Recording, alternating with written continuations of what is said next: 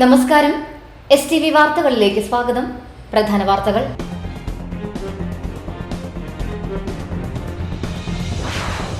എടമുട്ടത്ത് യുവാവ് വെട്ടേറ്റ് മരിച്ചു.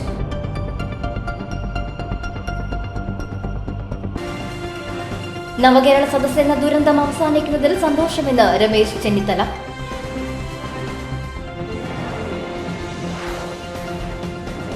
തൃശൂരിൽ സപ്ലൈകോ ക്രിസ്മസ് ചന്തയുടെ ഉദ്ഘാടനം മുടങ്ങി.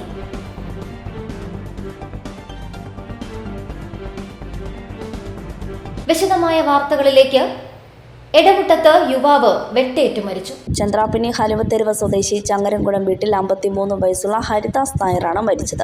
ഇന്ന് രാവിലെയാണ് കഴിമ്പ്രം മനയത്ത് ക്ഷേത്രത്തിന് എടച്ചാലി വീട്ടിൽ സുരേഷിന്റെ വീട്ടിൽ ഹരിദാസ് നായർ മരിച്ച നിലയിൽ കണ്ടത്. സംഭവവുമായി ബന്ധപ്പെട്ട് ഇയാളെ പോലീസ് കസ്റ്റഡിയിൽ എടുത്തിട്ടുണ്ട്. നാട്ടുകാർ വിവരം അറിയിച്ചതിനെ തുടർന്ന് പോലീസ് എത്തി നോക്കിയപ്പോഴാണ് വീട്ടുവരാന്തയിൽ കസേരയിൽ മരിച്ച നിലയിൽ കണ്ടത്. കഴുത്തിൽ വെട്ടേറ്റ നിലയിലാണ്. മദ്യപാനത്തിനിടെയുള്ള തർക്കമാണ് സംഭവത്തിന് പിന്നിലെന്ന് കരുതുന്നു. വലപ്പാട് പോലീസ് സ്ഥലത്തെത്തി മേൽനടപടികൾ സ്വീകരിച്ചു. ഇരിങ്ങാലക്കുടയിൽ നിന്ന് ഡോഗ് സ്ക്വാഡും വിരലടയാള വിദഗ്ധരും സ്ഥലത്തെത്തി തെളിവുകൾ ശേഖരിച്ചു.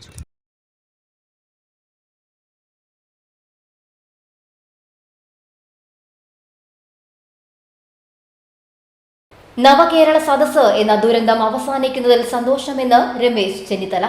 നവകേരള സദസ്സ് കൊണ്ട് കേരളത്തിന് ഒരു ഗുണവും ഉണ്ടായില്ല. ഇതൊരു രാഷ്ട്രീയ വ്യായാമം മാത്രമാണ്. യൂത്ത് കോൺഗ്രസ് പ്രവർത്തകരെ മർദ്ദിക്കാൻ മുഖ്യമന്ത്രിയാണ് ആഹ്വാനം ചെയ്തത്. കുട്ടികളെ മർദ്ദിക്കാൻ ആഹ്വാനം ചെയ്ത മുഖ്യമന്ത്രി മാപ്പ് പറയണമെന്നും രമേശ് ചെന്നിത്തല തൃശൂരിൽ പറഞ്ഞു. നവകേരള സദസ്സ് എന്ന ദുരന്തം അവസാനിക്കുന്നതിൽ എല്ലാവർക്കും സന്തോഷമുണ്ട്. അതോടൊപ്പം തന്നെ കടുത്ത പ്രതിഷേധവുമുണ്ട്. കാരണം കഴിഞ്ഞ 14 ജില്ലകളിലെ 140 നിയോജക മണ്ഡലങ്ങളിൽ മുഖ്യമന്ത്രി നടത്തിയ പ്രകടനം ജനങ്ങൾ കണ്ടതാണ്. ഒരു വ്യക്തിക്കും ഈ സദസ്സ് കൊണ്ട് പ്രയോജനം ഉണ്ടായില്ല. ജനങ്ങളുടെ ഒരു പ്രശ്നത്തിനും പരിഹാരമുണ്ടായില്ല. ജനകീയ വിഷയങ്ങളിൽ ഇടപെട്ടില്ല. ഇത് കേവലം തെരഞ്ഞെടുപ്പ് സ്റ്റണ്ട് മാത്രമാണ് ഈ നവകേരള സദസ്സ് എന്ന് അദ്ദേഹം തന്നെ തെളിയിച്ചിരിക്കുന്നു. അദ്ദേഹത്തിൻ്റെ പ്രസംഗങ്ങളിൽ മുഴുവൻ പ്രതിപക്ഷത്തെ വിമർശിക്കുന്നു. അതോടൊപ്പം തന്നെ കുട്ടികളെ ആക്രമിക്കുന്നവരെ പ്രോത്സാഹിപ്പിക്കുന്നു. അല്ലാതെ കേരളത്തിന് ഈ സദസ്സ് കൊണ്ട് എന്ത് പ്രയോജനമാണുള്ളത്? തൃശൂരിൽ സപ്ലൈകോ ക്രിസ്മസ് ചന്തയുടെ ഉദ്ഘാടനം മുടങ്ങി. സബ്സിഡി സാധനങ്ങളില്ലാത്തതിനാൽ നാട്ടുകാർ പ്രതിഷേധിച്ചതിനെ തുടർന്നാണ് ഉദ്ഘാടനം മുടങ്ങിയത്. നാട്ടുകാരുടെ പ്രതിഷേധത്തെ തുടർന്ന് ചടങ്ങിനെത്തിയ മേയറും MLAയും ഉദ്ഘാടനം നിർവഹിക്കാതെ മടങ്ങിപ്പോയി. ക്രിസ്മസ് ആഘോഷം അടുത്തിരിക്കെ അവശ്യ സാധനങ്ങൾ വിലക്കുറവിൽ ലഭിക്കുമെന്ന പ്രതീക്ഷയിൽ നിരവധി ആളുകളാണ് സപ്ലൈകോയുടെ ക്രിസ്മസ് ചന്തയിലേക്ക് എത്തിയത്. എന്നാൽ അവശ്യ സാധനങ്ങളൊന്നും ചന്തയിൽ ഇല്ലെന്നറിഞ്ഞതോടെ ജനങ്ങൾ തങ്ങളുടെ രോഷം പ്രകടിപ്പിച്ചു. ജോലിസ്ഥലത്തു നിന്നും ലീവെടുത്ത് സാധനങ്ങൾ വാങ്ങാൻ ജില്ലയുടെ പല ഭാഗങ്ങളിലും നിന്നെത്തിയവരാണ് തങ്ങളുടെ നിരാശ പങ്കുവച്ചത്. ഇവിടെ വന്നപ്പോ ഇവിടെ അരി മാത്രം കിട്ടിയിട്ടുള്ളൂ, പിന്നെ മല്ലി മാത്രം സബ്സിഡി ഇതല്ലാതെ വേറൊരു സാധനം ഇതിൻ്റെ ഉള്ളിലില്ല. ഇവരെന്തിനാണ് നമ്മളെ ഇന്നലെ വന്നപ്പോ ഓഫീസിൽ വന്നപ്പോ എല്ലാ സാധനങ്ങളും ഒന്ന് പറഞ്ഞ് പറ്റിച്ചത്? അതാണ് എനിക്ക് വലിയ പൊടിയും ചതിയല്ല ചെയ്തത്. നമ്മളിത് പ്രകാരം എല്ലാവരോടും പറഞ്ഞിട്ടുണ്ടായിരുന്നു ഇന്ന് വരാനായിട്ട്. ഈ ആൾക്കാർ മുഴുവൻ, ഞാൻ പറഞ്ഞ ആൾക്കാർ മുഴുവൻ ഇവിടേക്ക് വരില്ലേ? അവരൊക്കെ എന്നെ എന്തിട്ട് ചെയ്യാൻ? ഞാൻ ഈ കുന്നത്തങ്ങാടി എന്ന് പറഞ്ഞതാ. അത്രയും ദൂരത്ത് തന്നെയല്ലേ ഈ പറഞ്ഞ ആൾക്കാരൊക്കെ വരിക. ഇവിടെ വരുമ്പോ ഒന്നുമില്ല എന്ന് പറഞ്ഞു കഴിഞ്ഞിട്ടുണ്ടെങ്കിൽ ഇതിന് അവരോട് ഞാൻ എന്ത് മറുപടി പറയും? വയ്യാത്ത ഞാനാണ് ബസ്സിൽ കയറി വന്നിരിക്കുന്നത്. കാരണം മറ്റുള്ള സാധനങ്ങൾക്കൊക്കെ ഇത്ര വിലയില്ല. അപ്പൊ സബ്സിഡി ആകുമ്പോൾ നമുക്ക് അത്ര ജീവിക്കാൻ പോലും മാർഗമില്ലാത്തതൊന്നും നമ്മൾ വരുന്ന വ്യക്തിയാ. ഇത് മാത്രം എന്നാൽ ശരിയെന്ന് വിചാരിച്ചിട്ടാണ് ഓടി പറഞ്ഞിരിക്കണത്. ബുദ്ധിമുട്ടിയിട്ട് ബുദ്ധിമുട്ടിക്കുന്ന ഇവിടെ എനിക്ക് അത് കൂടെ അരി കിട്ടി, പിന്നെ മല്ലിയും മേടിച്ചു. സബ്സിഡി വെളിച്ചെണ്ണ കൂടുതൽ വിലക്കാണ് മേടിച്ചിരിക്കുന്നത്. 145. കഴിഞ്ഞ പ്രാവശ്യം ഈ വെളിച്ചെണ്ണ 120 രൂപയ്ക്ക് കൊടുത്തേ. ഈ സാധനമാണ് 145 ഇപ്രാവശ്യം തരുന്നത്.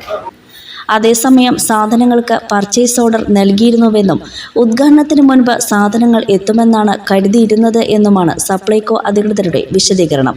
എല്ലാ സാധനത്തിനും പർച്ചേസ് ഓർഡർ കൊടുത്തിട്ടുണ്ടെന്നാണ് നമുക്ക് വിവരം കിട്ടിയത്. അതെല്ലാം ഇന്നലെ ഇന്നൊക്കെയായിട്ട് എത്തും എന്നാണ് ഹെഡ് ഓഫീസ് ഞങ്ങൾ അറിയിച്ചത്. അതുകൊണ്ട് തന്നെ ഇന്ന് ക്രിസ്മസ് ഫെയർ ആരംഭിക്കാനാണ് നിർദ്ദേശം തന്നത്. അതിനുള്ള ഉദ്ഘാടന പരിപാടികൾ തയ്യാറാക്കി എല്ലാ കാര്യങ്ങളും അറേഞ്ച് ചെയ്തു. നമ്മുടെ കയ്യിൽ ഇപ്പോൾ നിലവിൽ 4 ഐറ്റങ്ങൾ. 4 ഐറ്റം എന്ന് പറഞ്ഞാൽ നമ്മുടെ കയ്യിൽ സ്റ്റോക്ക് ഉണ്ടായിരുന്നത്. ഇതിനു വേണ്ടി പ്രത്യേകിച്ച് വന്ന ഐറ്റം അല്ല. ഈ 4 ഐറ്റം നമ്മുടെ നിലവിൽ നമ്മുടെ സ്റ്റോക്ക് ഉണ്ടായിരുന്ന ഐറ്റമാണ്. അത് മുഴുവൻ ഇങ്ങോട്ട് ഇവിടത്തേക്ക് എടുത്തു.